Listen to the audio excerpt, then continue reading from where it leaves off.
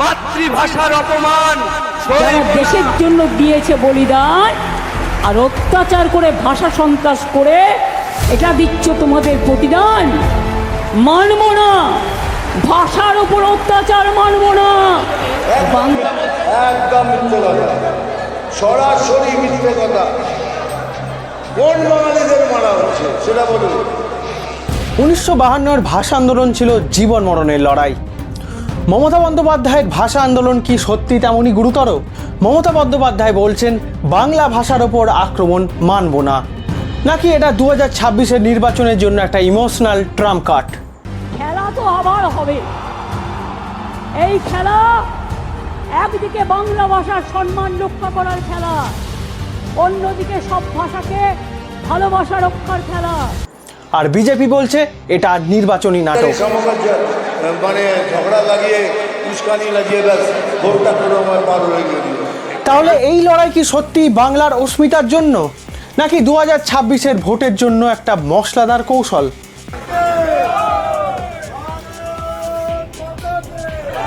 নমস্কার, আমি উজ্জ্বল আর আপনারা দেখছেন এক্সপ্লেনার উজ্জ্বল।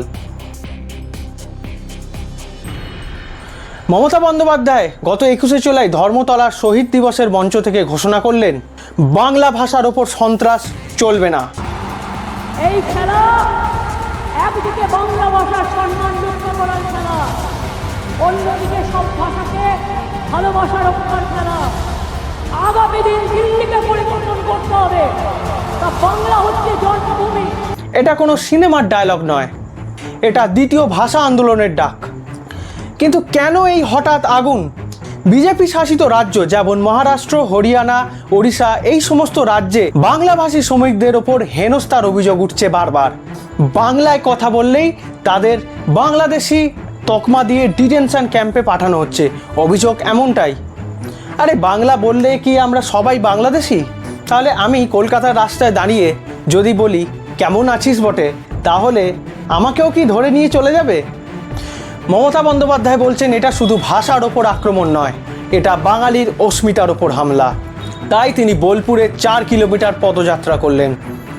হাতে রবীন্দ্রনাথের ছবি, পিছনে বাংলা বর্ণমালার প্ল্যাকার্ড। দৃশ্যটা যেন একেবারে সিনেমার ক্লাইম্যাক্স।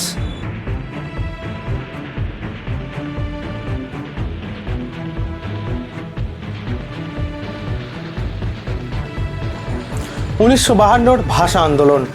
তখন পাকিস্তান সরকার চেয়েছিল উর্দুকে একমাত্র রাষ্ট্রভাষা করতে আর বাংলাকে ছুঁড়ে ফেলতে।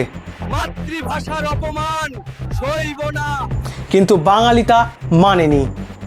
ঢাকার রাজপথে সালাম, রফিক, জব্বাররা প্রাণ দিয়েছিলেন বাংলা ভাষার মর্যাদার জন্য।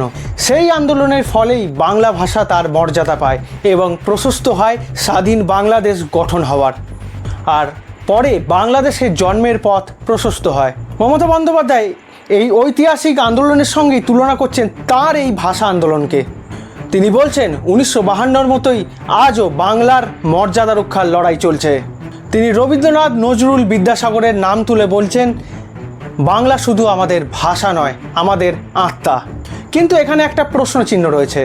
1952 আন্দোলন ছিল জীবন মরণের লড়াই, আর এটা কি সত্যি তেমনই গুরুতর, নাকি এটা 2026-এর নির্বাচনের জন্য একটা ইমোশনাল কার্ড?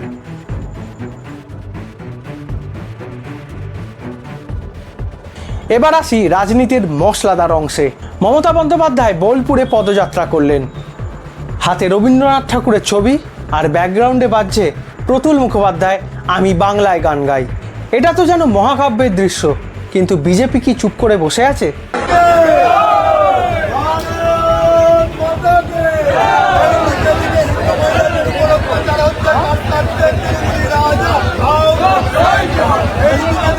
মিঠুন চক্রবর্তী, আমাদের বলিউডের ডিস্কো ডান্সার, তিনি বললেন মমতার বাংলা ভাষার ওপর মনোপলি নেই। আপনারা জানেন প্রধানমন্ত্রী নরেন্দ্র মোদীর সভায় এসে মিঠুন চক্রবর্তী বলেছিলেন এবার থেকে বারবার কলকাতায় আসবেন। 4 দিনের দলীয় কর্মসূচিতে কলকাতায় এসেছেন মিঠুন চক্রবর্তী। কি বলছেন দেখুন। যারা বেছে বেছে এখানে এসেছেন সেই বেছে বেছেদের তুলে ফেলে দেওয়া হবে। পশ্চিমবঙ্গে বেশি প্রবলেম, ওই জন্যই এত চেঁচামেচি হচ্ছে এখানে।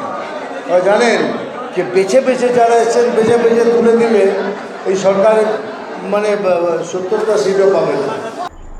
আর শুভেন্দু অধিকারী তিনি ফেসবুকে একটা ভিডিও পোস্ট করেছেন, সেখানে দেখা যাচ্ছে মমতা বন্দ্যোপাধ্যায় একটা কবিতা বলতে গিয়ে একটু তাল কেটেছেন। আমি বলবো, কণ্ঠ আমার রুদ্ধ আজকে, বাসি সঙ্গীত হারা অমাবস্যার কারা, লুপ্ত করেছে আমার ভুবন দুঃস্বপ্নের তলে। তাই তো তোমায় শুধাই অশ্রু জলে, যাহারা তোমার করিয়াছে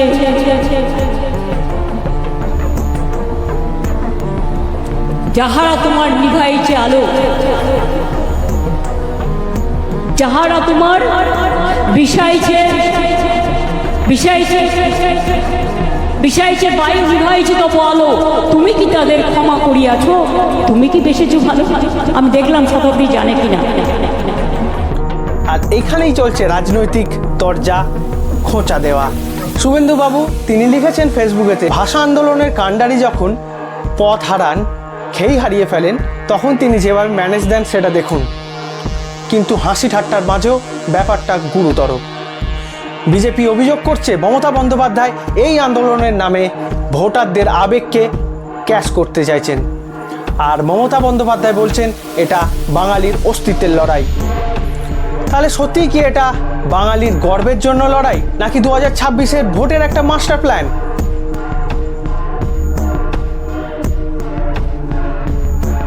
দু 2026-এর বিধানসভা নির্বাচন আসছে, আর মমতার এই ভাষা আন্দোলন তৃণমূলের জন্য যেন একটা আমি বাংলায় ভোট চাই ক্যাম্পেন। তৃণমূল নেত্রী বলছেন ভোটার লিস্ট থেকে বাঙালিদের নাম কাটা হলে আমি দিল্লি পর্যন্ত যাব, লড়ব। এটা কিন্তু বড় কথা, কারণ এনআরসি আর ভোটার লিস্ট নিয়ে বাঙালি মনে একটা ভয় তো তৈরি হয়েছে। মমতা বন্দ্যোপাধ্যায় এই ভয় আর আবেগকে কাজে লাগিয়ে তৃণমূল কংগ্রেসের পক্ষে ভোটের জন্য একটা মোমেন্টাম তৈরি করতে চাইছেন। অন্যদিকে বিজেপি বলছে এটা শুধুই নির্বাচনী নাটক। 14 বছর ধরে তৃণমূল কংগ্রেস ক্ষমতায়, বাংলা ভাষার জন্য এতদিন কি করলেন? সত্যি এটা তো যেন রাজনীতির কুস্তি ম্যাচ, তৃণমূল বনাম বিজেপি। আর মাঝখানে আমরা বাঙালি দর্শক পপকর্ন হাতে নিয়ে দেখছি যে কে জিতবে। কিন্তু সত্যি বলতে এই আন্দোলন যদি বাঙালির আবেগকে জাগায়, তাহলে 2026-এ তৃণমূলের জন্য এটা হতে পারে একটা গেম চেঞ্জার।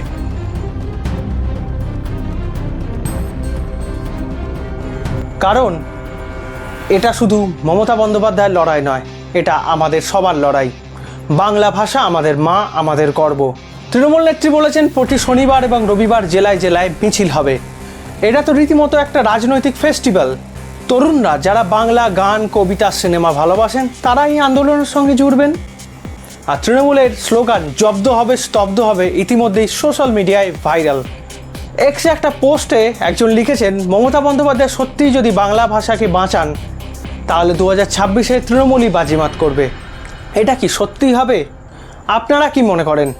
আরও একটা গুরুত্বপূর্ণ তথ্য, এই আন্দোলন শুধু পশ্চিমবঙ্গে নয়, বাংলাদেশেও বেশ আলোড়ন তুলছে। কারণ বাংলা ভাষা আমাদের দুই বাংলার সেতু। এবার প্রশ্নটা আপনাদের কাছে, মমতা বন্দ্যোপাধ্যায়ের এই ভাষা আন্দোলন কি বাংলার গর্ব বাড়াবে, নাকি 2026-এর ভোটের জন্য এটা শুধুমাত্র একটা রাজনৈতিক নাটক? ভাষা আন্দোলন কি রাজনীতির ময়দানে সত্যিই একটা ঝড় তুলবে? ইতিহাস গড়বে 1952-র সেই আন্দোলনের মতো? কমেন্টে আপনাদের মতামত জানান। ভিডিও পছন্দ হলে অবশ্যই লাইক করুন, শেয়ার করুন এবং সাবস্ক্রাইব করুন। আর আপাতত এই পর্যন্তই, দেখা হচ্ছে আরও একটা এমন ইন্টারেস্টিং ভিডিও নিয়ে। ততক্ষণ টাটা।